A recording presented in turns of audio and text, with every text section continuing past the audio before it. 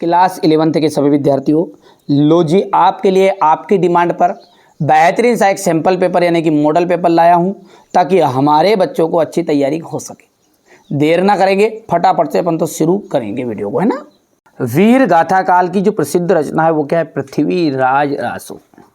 मीरा अपना सर्वस्व मानती है। देखिए मीराबाई जो है ना सब कुछ कृष्ण को ही मानती थी, ठीक है, कि उसने कह दिया था कि ले राना संभाल तेरी नगरी, वृंदावन मेरी ससुराल। यानी कि कहने का मतलब क्या है? सर्वस्व सब कुछ न्यौछावर भगवान कृष्ण को ही उन्होंने मान लिया था। हिंदी का प्रथम उपन्यास माना गया है। देखो परीक्षा गुरु जो है ना उसको सबसे पहला प्रथम उपन्यास माना गया है। चित्रपट संगीत का पर्याय है लता मंगेशकर। पटकथा की मूल इकाई आ जाएगा दृश्य। संक्षेपण का गुण नहीं है। संक्षेपण में क्या नहीं होता है? शुद्धता नहीं होती है। चलिए अब है आपका रिक्त स्थान। कवि भवानी प्रसाद मिश्र अपने पिता के 5वें पुत्र थे। कौन से?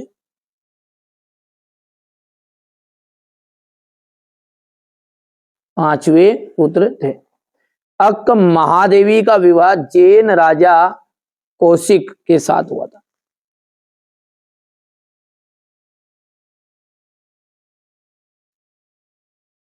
धनराम तीसरे दर्जे तक ही स्कूल का मुंह देख पाया था। तीसरे।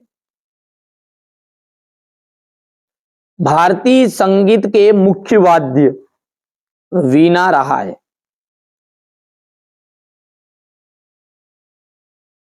जन संचार का लोकप्रिय तथा सबसे नया माध्यम है इंटरनेट।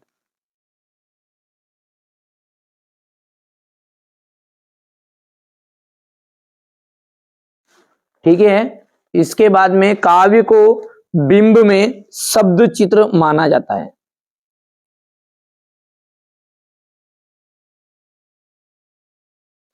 हो गया। इसके बाद में आगे बढ़ते हैं। कुल की हानि। कुल की हानि होती है परिवार की मर्यादा, है ना। कुल की हानि का मतलब क्या हो जाएगा? परिवार की मर्यादा। ओस के फूल।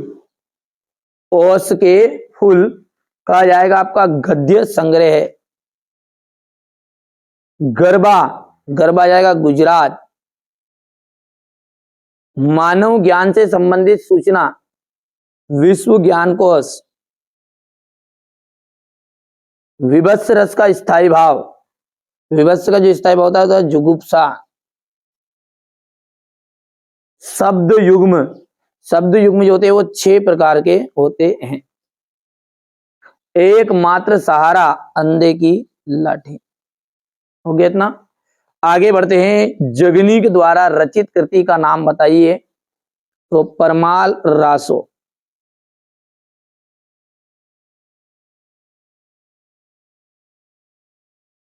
दूसरी बार लॉर्ड कर्जन के भारत आने से कौन प्रसन्न नहीं थे? भारतवासी।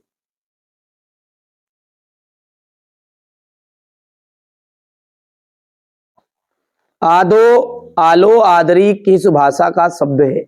बंगाली भाषा का।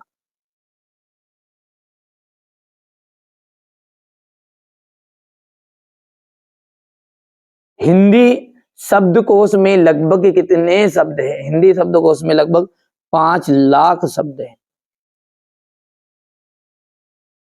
ठीक है। बिंब का शाब्दिक अर्थ है, कोई भी बिंब का मतलब था मूर्त रूप प्रदान करना।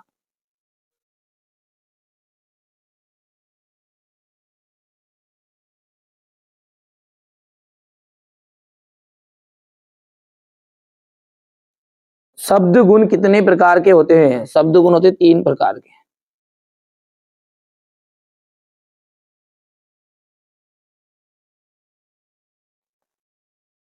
अपनी करनी पार उतरनी लोकोक्ति का अर्थ क्या है?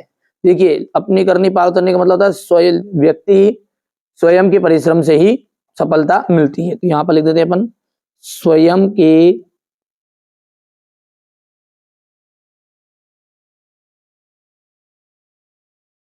परिश्रम से सफलता मिलती है। हो गया। इसके बाद में आगे अगला है आपका धनराम कुशाग्र बुद्धि का बालक था, तो ये आपका हो जाएगा असत्य। कृष्णा सोबती ने देशभक्ति से संबंधित कहानियां लिखी, ये आपका ये अभी असत्य रहेगा। तातुस ने बेबी को पढ़ने के लिए बांग्ला अभिधान की पुस्तक दी थी, असत्य है। और ये भी आपका गलत रहेगा। रोला जो है ना एक मात्रिक सम छंद का उदाहरण है, कि ये बिल्कुल एकदम राइट बात है। और राष्ट्रभाषा के लिए संपर्क भाषा का प्रयोग किया था, ये भी आपकी सत्य है। ठीक है, आगे बढ़ते हैं। और सत्य सत्य के बाद में आपका अगला है, यहां पर है प्रगतिवाद के दो कवियों के और तथा उनकी एक एक रचनाएं बताइए। ठीक है, भारतेंदु युग के दो लेखकों के नाम बताना है। कबीर ने अपने को दीवाना क्यों कहा है। तो ये सारे जो प्रश्न है क्वेश्चन नंबर 23 तक, इसका सॉल्यूशन है ना अपन पीडीएफ के थ्रू कॉपी में यहाँ पर देखते हैं ना। तो चलिए कॉपी में अपन अच्छे समझते हैं, इसको हट करते हैं साइड में।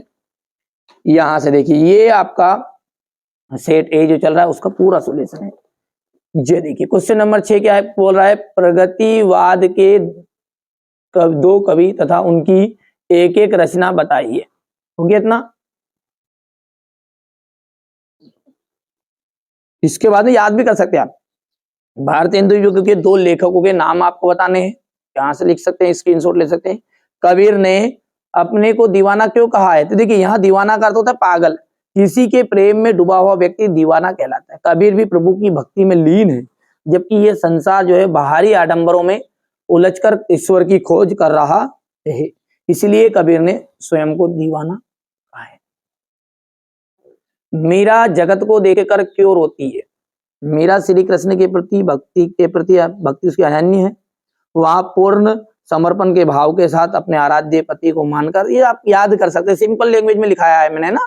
इसके बाद में ये द्विवेदी युग के कुछ गद्य की कुछ विशेषताएं लिखिए। 2 या 3 आपको कर लेनी, ज्यादा नहीं करनी, पर मैंने पूरी आपको यहाँ पर बता दी है ना।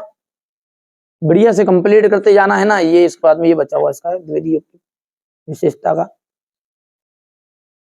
अगला क्वेश्चन है आपका, निबंध को गद्य की कसौटी क्यों कहा गया है। जो निबंध है उसको गद्य की कसौटी क्यों कहा गया है ना। गद्य की कसौटी इसलिए कहा गया क्योंकि जो कवि रहता ना, देखिए गद्य में आ जाता लेखक, कवि जो रहता ना उसकी 4 पंक्ति लिखी, 4 पंक्ति में से यदि एक पंक्ति भी उसकी अच्छी होगी, भावपूर्ण लिख दी, तो उसकी बड़ाई हो जाती है। लेकिन लेखकों के साथ ऐसा नहीं होता, उनकी हर पंक्ति पर ध्यान दिया जाता है। कभी कम से कम 5-4 बार वो लिखते हैं किताब, जिसके बाद में एक आधी वायरल होती है, यानी कि सीधी सी बात है। तो ये अपन यहाँ से इसको कंप्लीट कर सकते हैं। 2 हिस्से में स्क्रीनशॉट ले लेना आप। ये यहाँ तक ले लिया, यहाँ से याद रखना एक वाक्य तक है ना, और फिर इसके बाद में ये यहाँ से। चलिए अब आगे है, ये क्वेश्चन नंबर 9 आपका। ठीक है, ये क्वेश्चन नंबर 9 है। यहां से देखिए, ये क्वेश्चन नंबर आपका 9 है, बढ़िया से कंप्लीट करना है। इसके बाद में अपन बात करें तो ये क्वेश्चन नंबर 10 है, आजादी के पूर्व किसानों को किन किन समस्याओं का सामना करना पड़ता था। ये हो गया इतना।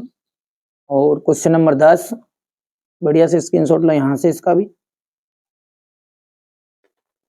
इसके बाद में इसका अथवा है, ये ले कितने प्रकार की होती है।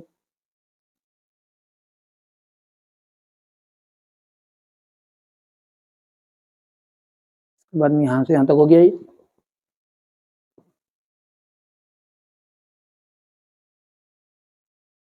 ये क्वेश्चन नंबर आपका 11 है।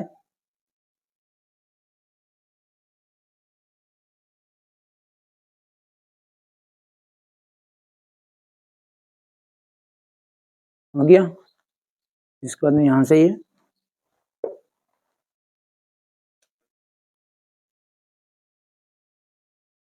क्वेश्चन नंबर 11 के बाद में ये यहां से पटकथा वाला।